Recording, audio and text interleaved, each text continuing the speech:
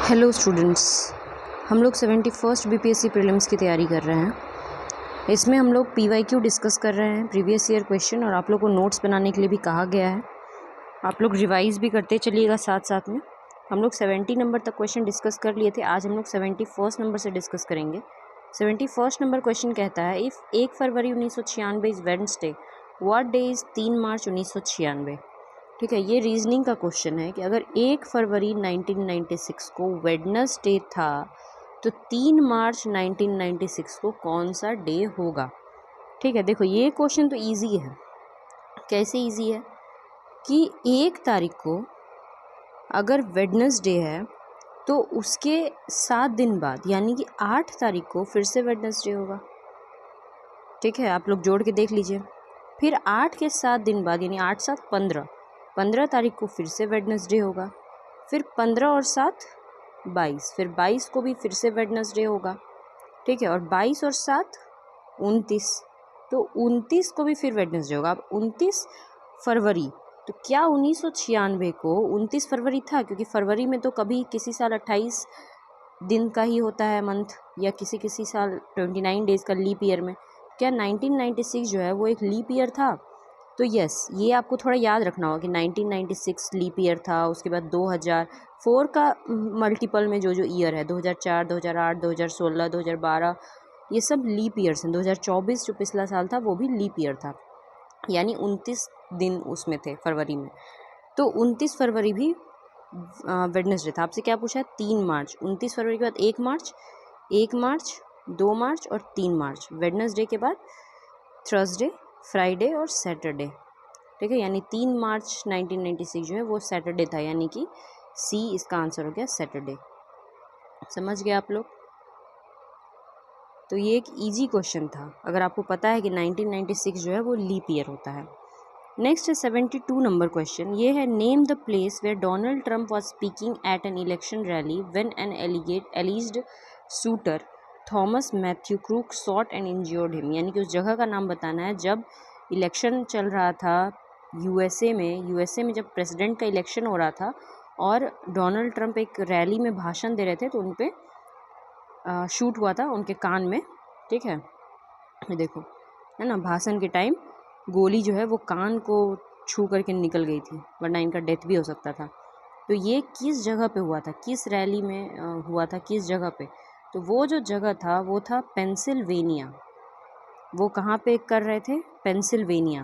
Pennsylvania कहाँ है? देखो, ये यूएसए का मैप है, ये जो है ये यूएसए का नक्शा है, और इस यहाँ पे इस जगह पे है पेंसिल्वेनिया, यानी ईस्ट यूएसए का पार्ट है पेंसिल्वेनिया। ठीक है, यूएसए में टोटल 50 राज्य है, 50 राज्य, ये देख लो, 1 2 3 4 गिनोगे तो टोटल 50 है। जैसे इंडिया में क्या है? इंडिया में है कि 28 कभी होता है, कभी 29 होता है, फिर 28 हो गया, है ना। पहले 28 था, फिर तेलंगाना बनाया तो 29 हो गया, फिर जम्मू कश्मीर को राज्य के दर्जा से हटा दिया तो फिर 28 हो गया। यानी इंडिया में मतलब होता था, टूटता है, बनता है ना। बिहार झारखंड एक था, फिर बिहार से झारखंड को अलग कर दिया। लेकिन अमेरिका में ना 50 स्टेट्स हैं उसके संविधान में, कि 50 राज्य स्टेट्स है, और ये ना टूटता है ना बनता, ये कभी भी टूट नहीं सकता। ऐसा नहीं 50 से 49 हो जाएगा और 50 से 51, नहीं, इनडिस्ट्रक्टिबल है, ये कभी भी टूट नहीं सकता है। ठीक है, तो 50 स्टेट्स अमेरिका में है, ये याद कर लीजिए आप लोग। ठीक है, इंडिया से अमेरिका में यही डिफरेंस है। पेंसिल्वेनिया के बारे में अगर देखेंगे तो पेंसिल्वेनिया जो है, इसको कॉमनवेल्थ ऑफ पेंसिल्वेनिया कहते हैं। इसका अपना फ्लैग है, यानी कि हर 50 राज्य है वहाँ पे सबका अपना अपना झंडा होगा। इंडिया में ऐसा है क्या? नहीं है, इंडिया में राज्यों का अपना झंडा नहीं होता है ना। क्योंकि इंडिया जो है ना वो एक यूनिटरी सिस्टम को अपनाया है, एक तरह से यूनिटरी कह सकते हैं, मतलब कि यहाँ पे ना सेंटर को अधिक पावर दिया गया है। लेकिन वहाँ पे क्या है ना कि हर राज्य का देखो अपना झंडा, अपना मोहर, ठीक है, अपना सील, तो ये सब है। ये यूएसए के अंदर ही आता है। एडमिटेड टू द यूनियन, यह संघ का हिस्सा कब बना था? 12 दिसंबर 1787 को ये संघ का हिस्सा बना था। इसकी अपनी राजधानी क्या है? हैरिसबर्ग, और इसका सबसे बड़ा शहर है फिलाडेल्फिया। पेंसिल्वेनिया का सबसे बड़ा शहर है फिलाडेल्फिया। ठीक है, यूएसए में जो प्रेसिडेंट होते हैं ना वही हेड ऑफ द स्टेट होते हैं और वही हेड ऑफ द गवर्नमेंट होते हैं। देखो दो चीज़ है, दो अलग अलग चीज़ें हैं। हेड ऑफ द स्टेट मतलब राज्यों का हेड कौन है, ठीक है, राज्य का जो सुप्रीम लीडर है वो कौन है, राज्य बने देश, देश का मुखिया, और हेड ऑफ द गवर्नमेंट माने सरकार का मुखिया। तो इंडिया में दोनों अलग अलग चीज़ें हैं, सरकार का मुखिया और देश का मुखिया। तो इंडिया में ना जो देश का मुखिया है वो है हेड ऑफ द स्टेट, जो है वो है प्रेसिडेंट। प्रेसिडेंट हमारे यहाँ भी हेड ऑफ द स्टेट है, यानी कि राज्य में सब मतलब पूरे देश में जो फर्स्ट मैन उसको कहा जाता है, प्रथम व्यक्ति, वो राष्ट्रपति होते हैं, ठीक है। राष्ट्रपति जो है ना वो देश के सबसे मतलब एक नंबर पे देश में अगर कोई आता है तो वो राष्ट्रपति। अगर कि दूसरे देशों के साथ अगर कुछ संबंध बनाना है किसी के नाम पे तो राष्ट्रपति के नाम पे ही सारी चिट्ठियाँ निकलती हैं, सब कुछ होता है, ठीक है। तो head of the state president, और हेड ऑफ द गवर्नमेंट माने सरकार का जो हेड है, मुखिया, वो कौन है, वो हमारे देश में प्राइम मिनिस्टर होता है। प्राइम मिनिस्टर ये सरकार का होता है, क्योंकि सरकार किसकी है, बीजेपी पार्टी। बीजेपी का मुखिया कौन, जो नरेंद्र मोदी जी हैं, और वही प्रधानमंत्री भी हैं, ठीक है। तो हेड ऑफ द गवर्नमेंट, सरकार का जो हेड होता है वो कौन होता है, प्राइम मिनिस्टर। यानी इंडिया में दोहरी राजनीति जो है वो चलती है, ठीक है, दोहरी, डुअल। यहाँ पे जो प्राइम मिनिस्टर है, प्रधानमंत्री, उनको रियल एग्जीक्यूटिव कहा जाता है, रियल एग्जीक्यूटिव। और जो प्रेसिडेंट है उनको कहा जाता है नॉमिनल, माने नाम का एग्जीक्यूटिव, नॉमिनल। सारी चीज़ें सब साइन वाइन सब प्रेसिडेंट के नाम पे होता है, मगर रियल में उसके पीछे कौन खड़ा है, प्राइम मिनिस्टर खड़ा है। क्योंकि आप देखते होंगे कि कहीं भी दूसरे देशों में कौन जाते हैं, ज़्यादातर आप देखे होंगे नरेंद्र मोदी जी जाते हैं, प्राइम मिनिस्टर जाते हैं, मगर कोई वहाँ पे जो अग्रीमेंट साइन होता है ना वो सारा साइन प्रेसिडेंट के नाम पर हो रहा होता है। समझ आया आपको? तो रियल जो एग्जीक्यूटिव है, ठीक है, वास्तविक जो कार्यपालिका है वो है प्राइम मिनिस्टर, और प्रेसिडेंट जो है वो केवल नाम का है, नॉमिनल है। जबकि यूएसए में ना प्राइम मिनिस्टर होता है पर उसका कोई पावर ओवर नहीं होता, वो फालतू चीज़ होता है। यूएसए में हेड ऑफ द स्टेट हो या हेड ऑफ द गवर्नमेंट हो, दोनों प्रेसिडेंट ही होते हैं, राष्ट्रपति ही होते हैं। वहाँ पे राष्ट्रपति ही सरकार का भी मुखिया है और देश का भी मुखिया है। वहाँ राष्ट्रपति डायरेक्ट इलेक्ट होता है, डायरेक्ट। जैसे हमारे यहाँ पे डायरेक्ट इलेक्शन किसका होता है, पीएम का। प्रधानमंत्री का डायरेक्ट इलेक्शन होता है, इसीलिए प्रधानमंत्री लोगों में बहुत ज़्यादा चर्चित होते हैं। मगर हमारे देश में प्रेसिडेंट का डायरेक्ट इलेक्शन नहीं होता है, ठीक है। हमें तो पता भी नहीं चलता है कि कौन प्रेसिडेंट बनेगा। वो जो एमएलए और एमपी हैं वो आपस में मिल करके इलेक्शन करते हैं, उसको चुनते हैं, ठीक है। मगर पीएम जो होता है वो लोगों के द्वारा हमारे यहाँ चुना जाता है। उसी तरह से यूएसए में ना जो प्रेसिडेंट होते हैं वो लोगों के द्वारा डायरेक्ट इलेक्टेड होते हैं, जैसे हमारे यहाँ पीएम होता है। आप इक्वल टू मान लो, कभी पूछा जा सकता है कि प्रेसिडेंट, यूएसए के प्रेसिडेंट इंडिया में किसके बराबर है, तो इंडिया में प्राइम मिनिस्टर के बराबर है। समझे, यूएसए का जो प्रेसिडेंट है वो इंडिया में प्राइम मिनिस्टर के बराबर होता है, ठीक है। The president direct the executive branch of the federal government and is commander in chief of the US armed force. जैसे हमारे यहाँ भी प्रेसिडेंट जो है वो कमांडर इन चीफ होते हैं, थल सेना, जल सेना और वायु सेना के जो हेड होते हैं वो होते हैं हमारे यहाँ भी राष्ट्रपति। वहाँ भी राष्ट्रपति कमांडर इन चीफ होता है, ठीक है।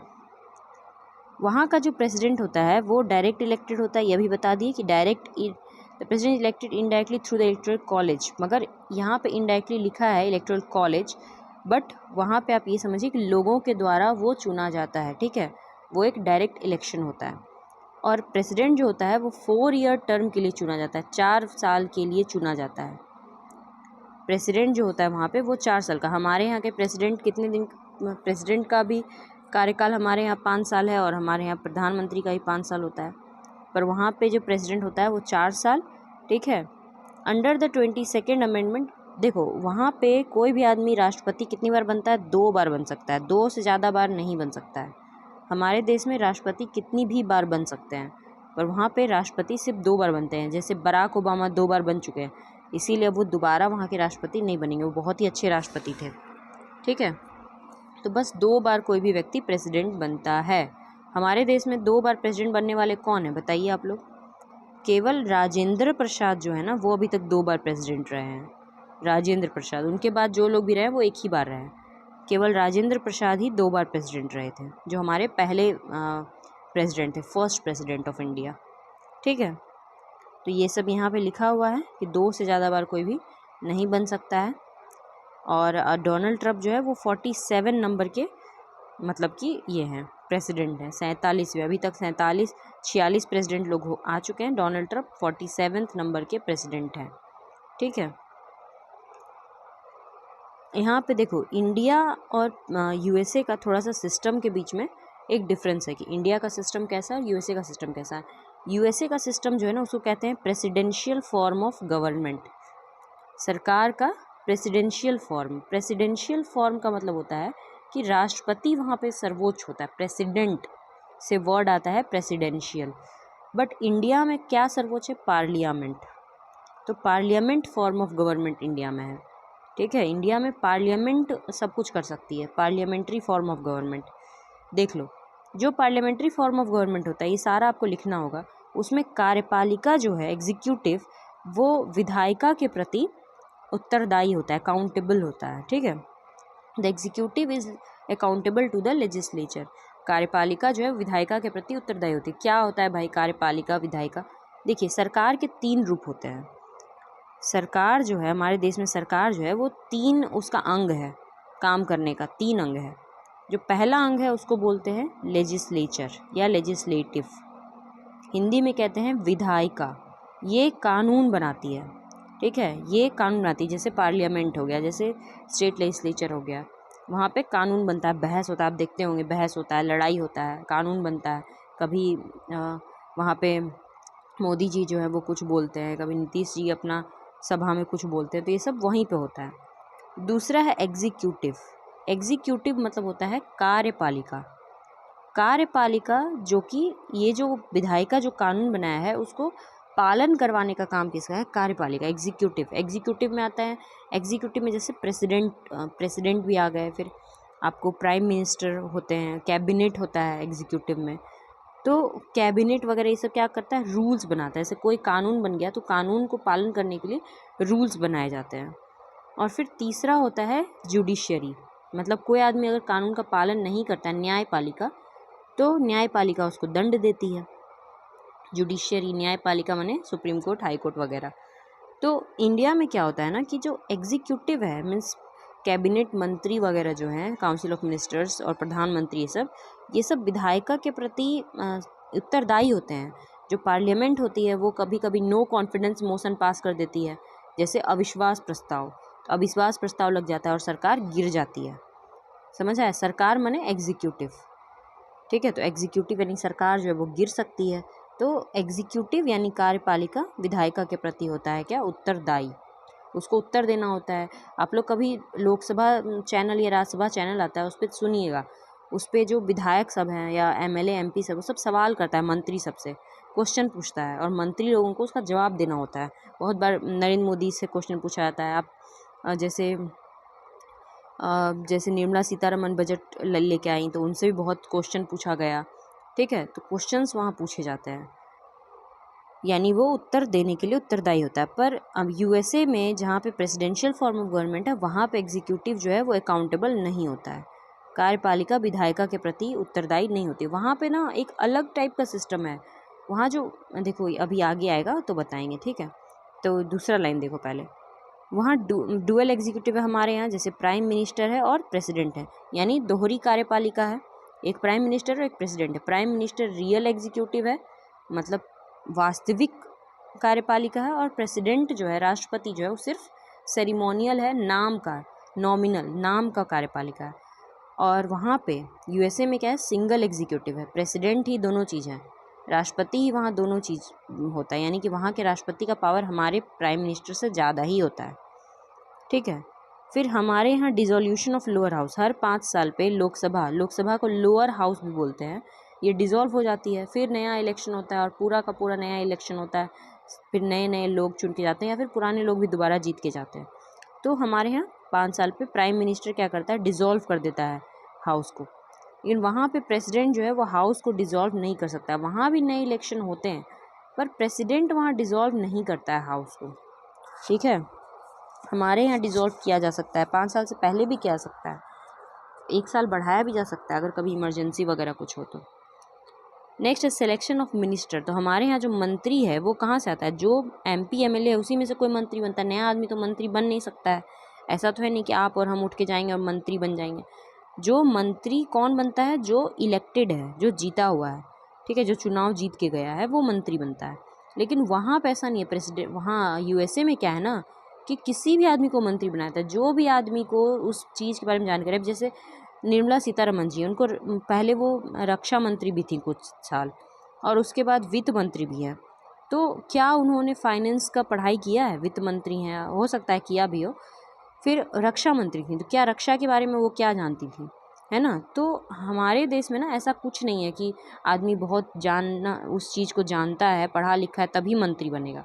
कोई भी हमारे यहाँ मंत्री है, जैसे बिहार में क्या है, तेज प्रताप यादव को मंत्री बना दिया गया था स्वास्थ्य विभाग का और पर्यावरण विभाग, तो उनको क्या पता था, है ना। तो मगर USA में ऐसा नहीं। USA में जो मंत्री बनते हैं ना काफ़ी, अब जैसे अगर अर्थव्यवस्था के लिए मंत्री बनाना है, वित्त मंत्री बनाना है, तो इकोनॉमिस्ट रहेगा वो बहुत बड़ा, तो उसको मंत्री बनाया जाएगा। तो ये सिस्टम वहाँ पे होता है। वहाँ पे ना मतलब कि बाहर से चुन के मंत्री बनाया जाता है। ऐसा कोई जरूरी नहीं जो जीत के आए इलेक्शन वो मंत्री बनेगा, बाहर से चुन के लोगों को मंत्री बनाया जाता है। नेक्स्ट है सेपरेशन ऑफ पावर्स। हमारे यहाँ पे स्ट्रिक्ट सेपरेशन नहीं है। Executive and legislature are interconnected. हमारे यहाँ देखो ये जो 3 अंग बताए अभी आपको, लेजिस्लेचर, एग्जीक्यूटिव और जुडिशरी, विधायिका, कार्यपालिका और न्यायपालिका, ठीक है। ये तीनों में ना आपस में पावर का सेपरेशन नहीं है। जैसे बताया ना कि इसका काम है लेजिस्लेचर, विधायिका का काम है विधि बनाना माने कानून बनाना, एग्जीक्यूटिव कार्यपालिका का काम है उस कानून को लागू करवाना, और न्यायपालिका का काम है कानून को जो पालन नहीं करेगा उसको दंड देना। ये काम ना मतलब कि बांटा हुआ है, मगर स्ट्रिक्ट सॉरी स्ट्रिक्ट सेपरेशन नहीं है। जैसे कभी कभी ना जुडिशरी जो है, न्यायपालिका, वो लेजिस्लेचर का काम करने लगता है। जैसे देखिए कभी कभी न्यायपालिका क्या कहता है कि आज से 3 तलाक बंद, फिर न्यायपालिका कहता है कि पटाखों पे बैन। तो ये जो कानून बनेगा कि पटाखों पे बैन लगे, कानून बनाने का काम किसका है, विधायिका का काम है ना, जुडिशरी का काम थोड़ी है। मगर हमारे देश में ना ओवरलैप होता है, ये इसका काम कर रहा है वो उसका काम कर रहा है, इस तरह भी होने लगता है। पर वहाँ पे USA में ना स्ट्रिक्ट सेपरेशन है पावर का। ये जो अलग अलग ब्रांच है सरकार के, वहाँ स्ट्रिक्ट सेपरेशन है। समझ में, सेपरेशन ऑफ पावर। इसको ना यहाँ पे एक आप चीज़ नोट करके लिख लीजिए। एक बहुत बड़े दार्शनिक थे पहले, मॉन्टेस्क्यू नाम था उसका, मॉन्टेस्क्यू। तो मॉन्टेस्क्यू जो है ना वो इस चीज़ को बताए थे पहली बार, सेपरेशन ऑफ पावर। मॉन्टेस्क्यू ने क्या बताया था, सेपरेशन ऑफ पावर, उसका बुक ही था सेपरेशन ऑफ पावर। नेक्स्ट है टेन्योर। तो variable dependent on the confidence of the majority in the parliament, यानी कि कितना साल लोकसभा राज्यसभा, लोकसभा कितने साल चलेगा, ये डिपेंड करता है कि कितना दिन तक लोकसभा में मतलब कि कोई सरकार के प्रति कॉन्फिडेंस है, विश्वास है। जैसे ही विश्वास खत्म होता है, अविश्वास प्रस्ताव लगता है, सरकार गिर जाती है। वहाँ पे क्या है, स्टेबिलिटी है। वहाँ पे एक बार कोई प्रेसिडेंट बन गया तो 4 साल वो प्रेसिडेंट रहेगा, है ना। वहाँ पे फिर प्रेसिडेंट को हटा नहीं सकता। पर हमारे देश में क्या है कि कोई कोई प्राइम मिनिस्टर तो बहुत कम रहे हैं। सबसे कम दिन तक प्रधानमंत्री रहने वाला व्यक्ति थे हमारे अटल बिहारी वाजपेयी जी, वो मात्र 13 दिन तक प्रधानमंत्री रहे थे। तो हमारे देश में किसी का सरकार बना उसको गिराया जाना आसान है, पर वहाँ पे ऐसा नहीं है। वहाँ जिसका सरकार एक बार बन गया, अब जैसे डोनाल्ड ट्रंप बन गए तो 4 साल के लिए वो बन गए, बीच में नहीं हट सकते हैं, ठीक है। पार्टी डिसिप्लिन, हमारे यहाँ पे पार्टी डिसिप्लिन ज़्यादा स्ट्रॉन्ग है। एक पार्टी जो है ना वो ज़्यादा स्ट्रॉन्ग है, वो उससे मतलब नहीं है। ये लाइन आप नहीं भी लिखेंगे तो भी चलेगा। एग्जाम्पल देख लो, parliamentary form India, Canada, UK में चलता है, और प्रेसिडेंशियल फॉर्म जो है वो USA, ब्राज़ील, फ्रांस, ये सब में चलता है। इंडिया पे कब्जा कौन किया हुआ था, UK ना, ब्रिटेन। तो ब्रिटेन से ही इंडिया सीखा है कि हम लोग को इसी तरह का सरकार होना चाहिए। ब्रिटेन में भी एक रियल एग्जीक्यूटिव है और एक नॉमिनल एग्जीक्यूटिव है। वहाँ पे जो रियल एग्जीक्यूटिव है वहाँ का PM है, और नॉमिनल मतलब कि नाम का जो वहाँ का कार्यपालक है वो वहाँ की रानी राजा सब आप लोग देखते होंगे, ब्रिटेन की रानी बेटेंगे, वो सब नाम का है। जैसे ये क्वेश्चन पूछा हुआ था शायद BPSC या UPSC में कि ब्रिटेन की रानी को जो है ना आप इंडिया में किससे कंपेयर करेंगे, तो इंडिया में उसको हमारे राष्ट्रपति से कंपेयर करेंगे। जैसे वहाँ पे रानी है, उसका कोई पावर ओवर नहीं है, मतलब उसी के नाम पे मगर सब कुछ होता है, वैसे ही हमारे यहाँ राष्ट्रपति, प्रेसिडेंट। समझ गए आप लोग, बहुत ही इंपॉर्टेंट टॉपिक आपका ये था पॉलिटी का, जो कि ख़त्म हुआ। अब हम लोग नेक्स्ट क्वेश्चन पे चलते हैं।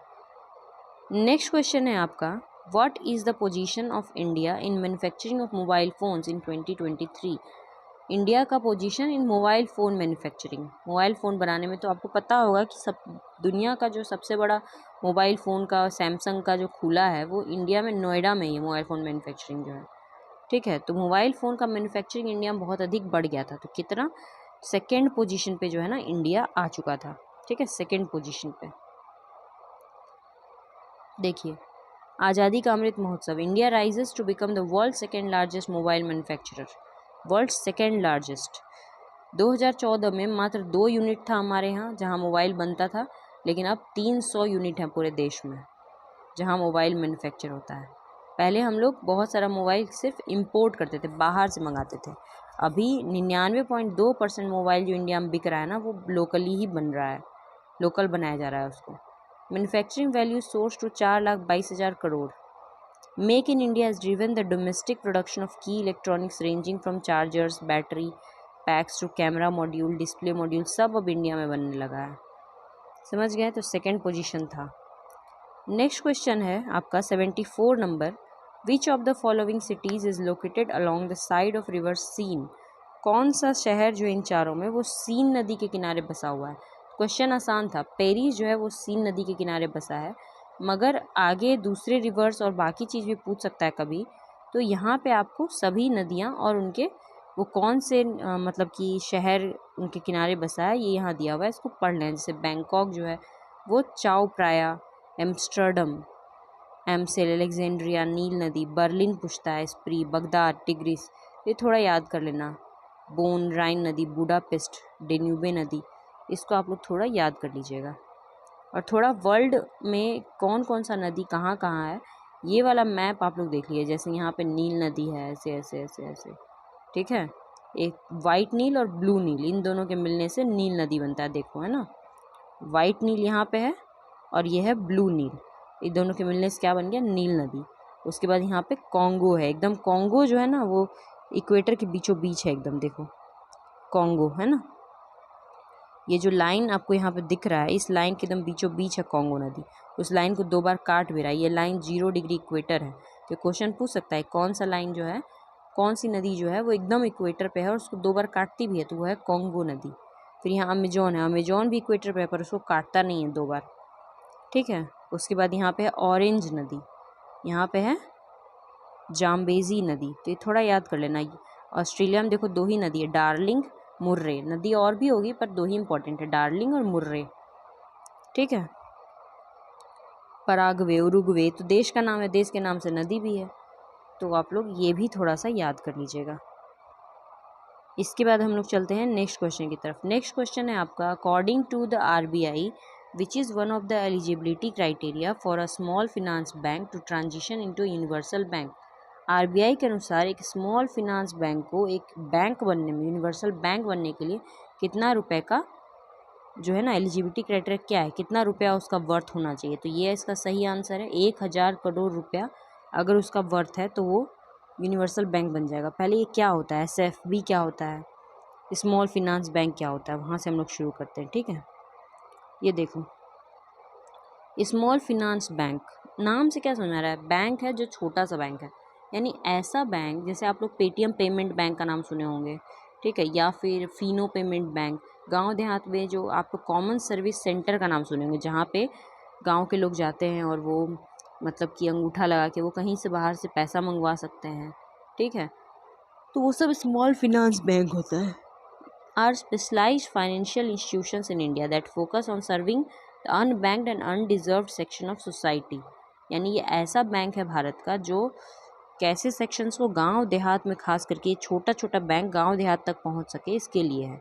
यानी ऐसा जगह जहाँ पे बैंकिंग सिस्टम अभी तक नहीं पहुंचा है, ठीक है। The aim to extend basic banking service, का काम है कि लोगों तक जो बेसिक बैंक का सर्विस है, बेसिक सर्विस बैंक का क्या होता है, बैंक में पैसा रखना और बैंक से लोन लेना, यही सबसे बेसिक काम है बैंक का। कि कोई आके पैसा रखेगा कुछ लोग और कुछ लोग आके लोन लेंगे, तभी तो बैंक लोन पे इंटरेस्ट लगाएगा और जो पैसा रखा है उसको इंटरेस्ट देगा, ठीक है। तो डिपॉजिट करना, लोन लेना टू इंडिविजुअल और बिजनेस, समझ गए आप लोग, यही छोटा बैंक होता है स्मॉल फिनांस बैंक। इसको 1000 करोड़ का मिनिमम नेटवर्थ रखना होता है, तभी ये यूनिवर्सल बैंक यानी नॉर्मल बैंक कहलाएगा, जैसे पीएनबी कहलाएगा या एसबीआई कहलाएगा। 1000 करोड़ रुपया नहीं रहा तो ये नॉर्मल बैंक की कैटेगरी में नहीं आएगा। इसके अलावा this requirement along side A satisfactory track record, यानी इसका ट्रैक रिकॉर्ड भी 5 साल में सही होना चाहिए। ये नहीं कि ये डूबने की कगार पे आ गया कभी कभी, या इसका एनपीए बहुत अधिक बढ़ गया हो, ऐसा नहीं, ठीक है। And being listed on a recognised stock exchange, और वो लिस्टेड भी होना चाहिए। जो स्टॉक एक्सचेंज हमारे जैसे सेबी है, तो सेबी में रजिस्टर्ड होना चाहिए सेबी एक्ट में, ठीक है। यही 3 चीज़ है कि उसका 5 साल का रिकॉर्ड अच्छा होना चाहिए, वो स्टॉक एक्सचेंज में लिस्टेड होना चाहिए, और उसका मिनिमम नेटवर्थ 1000 करोड़ रुपया होना चाहिए। The bank must also have been profitable in the previous 2 financial years and maintain low performing non performing assets. Bank जो है उसको प्रॉफिटेबल भी होना चाहिए, पिछले 2 सालों में प्रॉफिटेबल रहा हो। प्रॉफिटेबल क्या होता है, देखो सिंपल सा आप एग्जांपल समझो। मान लो कि ये एक बैंक है, ठीक है, बैंक है। तो बैंक कैसे काम करता है, अब कोई एक आदमी है, वो क्या किया, बैंक में अपना पैसा डिपॉजिट किया, 1000 रुपया रखा, 1000 रुपया इसने बैंक में रखा। बैंक कहा कि तुमको हम 6 रुपया का इंटरेस्ट देंगे, यानी कि तुमको 106 रुपये देंगे जब तुम लोगे वापस। 1000 रखे हो तो 1006 रुपया मिलेगा, ठीक है। और दूसरा आदमी जो है वो बैंक से लोन लेने आया, तो बैंक उसको ये 1000 रुपया बैंक अपने पास अगर रखे रहेगा तो 1006 रुपया कैसे लौटाएगा। ये 6 रुपया कमाना है बैंक को, तो बैंक इस आदमी को ये 1000 रुपया दे देगा, और बैंक इससे कहेगा कि तुम हमको 10 रुपये ला करके दोगे इंटरेस्ट। जब आप बैंक से लोन लेते हैं तो बैंक आप पे क्या लगाता है, इंटरेस्ट। जैसे ईएमआई पे कोई सामान लेते हैं तो इंटरेस्ट लगता है ना, उसी तरह। तो 10% इस पे लगा दिया बैंक जो है ना, इंटरेस्ट लगा दिया। तो ये आदमी जब बैंक को ला के 10 रुपये देगा हर महीने, बैंक इस दूसरे वाले आदमी को 6 रुपये उसमें से देता जाएगा, और 4 रुपया बैंक की अपनी कमाई हो गई। समझ आया, तो बैंक इसी तरह काम करता है। तो ये प्रॉफिट होना चाहिए। अब ऐसा नहीं कि बैंक ने जिस आदमी को 1000 रुपये लोन दिया, वो आदमी जो है ना वो लोन चुका ही नहीं रहा है, वो एक छोटा किसान है और अब वो पैसा नहीं चुका रहा है, ठीक है, वो 10 रुपये इंटरेस्ट भी नहीं दे रहा है। तो बैंक क्या होगा, क्योंकि अब जब ये आदमी जिसने बैंक में पैसे जमा किए थे 1000 रुपये, ये जब बैंक से पैसे लेने जाएगा तो बैंक के पास तो पैसे हैं नहीं, 1000 रुपये तो है नहीं, वो तो किसी को दे दिया है। तो बैंक जो है ना वो क्या कहलाएगा, फेल कहा जाएगा कि बैंक जो है वो फेल हो गया, यानी कि डूब गया, बैंक डूब गया, यानी बैंकों के पास लोगों ने भीड़ लगा दिया अपना पैसा लेने के लिए, समझे। और बैंक ये जो पैसा 1000 रुपया दूसरे आदमी को लोन दिया था, उस लोन पे भी उस आदमी ने कोई इंटरेस्ट नहीं दिया, तो ये लोन ही कहलाता है नॉन परफॉर्मिंग एसेट। माने देखो, बैंक जो है ना, यूपीएससी में क्वेश्चन पूछा था जो बहुत ईजी था। बैंक का 2 तरीका से काम होता है, ये तरीका तो आप लोग समझ गए। अब है कि बैंक का एक होता है एसेट और एक होता है लाइबिलिटी। जैसे मान लो कि बैंक है, तो जिसने बैंक में पैसा रखा,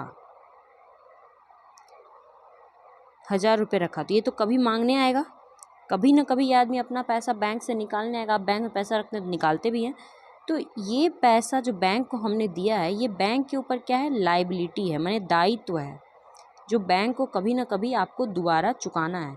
और बैंक जिसको पैसा देता है लोन, मान लो किसी को 1000 रुपया लोन में दे दिया, तो बैंक जिसको लोन देता है वो पैसा बैंक का क्या होता है, एसेट, मतलब पूंजी। उसी से तो बैंक को इंटरेस्ट मिलेगा ना। मान लो 10% इंटरेस्ट मिला तो इधर 6% दे दिया और बाकी का रख लिया, तो ये होता है एसेट यानी पूंजी। यानी बैंक में 2 चीज़ें चलती है, एक होता है लाइबिलिटी और एक होता है एसेट, पूंजी और दायित्व, ठीक है। तो दायित्व जो है वो किसके तरफ है, जो डिपॉजिटर है, जिसने बैंक में पैसा डिपॉजिट किया, और पूंजी किसके पास है, जो क्रेडिटर है, माने जिसने बैंक से लोन लिया। अब समझ में आया आप लोग को कि बैंक कैसे काम करता है, ठीक है। तो अब अगर किसी ने बैंक से लोन लिया मगर वो लोन चुका नहीं रहा, ना तो लोन चुका रहा है ना तो इंटरेस्ट ही चुका रहा है, कुछ भी नहीं चुका रहा है, तो वैसा जो पैसा होता है उसको बोलते हैं नॉन परफॉर्मिंग एसेट, माने वो पैसा परफॉर्म नहीं कर रहा है, ठीक है। उस पैसे का कोई भी मतलब वो पैसा डूब गया, बैंक को ये समझना चाहिए कि पैसा डूब गया।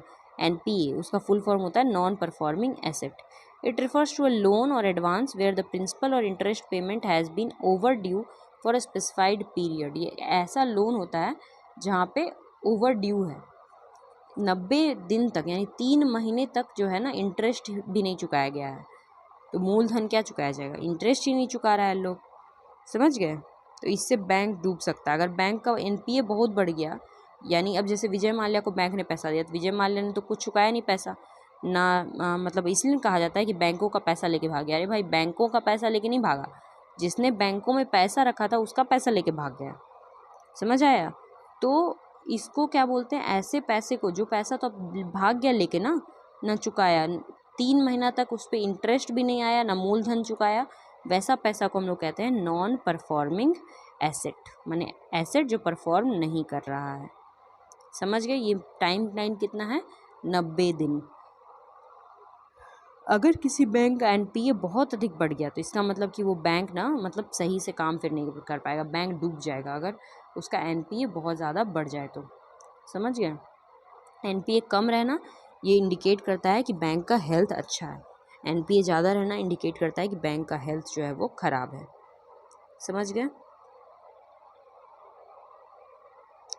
उसके बाद अगर आपको बैंक खोलना है, to start a bank in India, India में अगर आपको बैंक स्टार्ट करना है तो मिनिमम आपके पास 500 करोड़ रुपया होना चाहिए, तभी आप कोई बैंक स्टार्ट, मतलब अपना खुद का भी तो पैसा होना चाहिए। मान लो कि कोई आदमी 1000 रुपया बैंक में डिपॉजिट किया और बैंक ने उस 1000 रुपया किसी और को दे दिया, फिर ये आदमी 1000 रुपया लेने आया तो कहाँ से देगा 1000 रुपया, तो बैंक के पास खुद ही 500 करोड़ का वो है, डिपॉजिट है, उसी में से निकाल के देगा तब तक के लिए, समझ गए। तो 500 करोड़ रुपया अगर बैंक अपने पास है, कोई भी आदमी अपने पास रखता है तो फिर वो बैंक का श्रेणी में आ सकता है, वो लोगों को पैसा लोन भी दे सकता है और पैसा डिपॉजिट भी ले सकता है, ठीक है।